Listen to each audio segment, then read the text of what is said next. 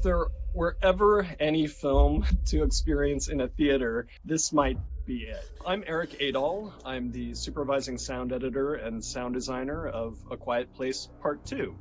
And my job is to work closely with our director, John Krasinski, and create a sonic experience for moviegoers. So A Quiet Place Part 2 is, I think, equally terrifying.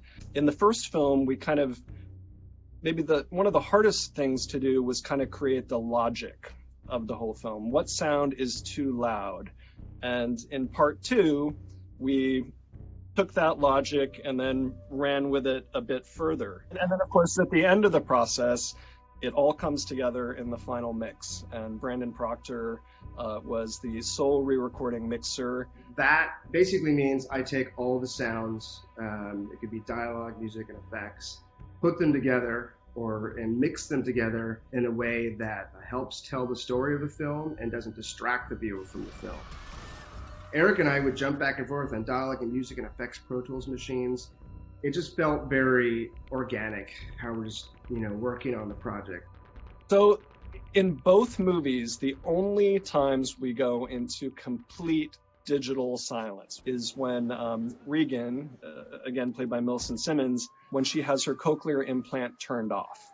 And with that, personal challenge, she actually finds a way through the films to turn that into her power. It's almost like her superpower. Or being in the Creatures envelope, where everything is heightened to a degree of that everything is basically too loud, and that's kind of the opposite extreme. It's like the quiet Atmos moments that I really get excited by, where it's just like a little bit of sound that might be above you that you're like, it almost makes you look kind of vibe. We can actually place creatures in the ceiling and around you and behind you and have their sounds sort of reverberate. It's going to scare everybody, I think, in a consistent manner. It's like everybody had to be quiet together to enjoy the film.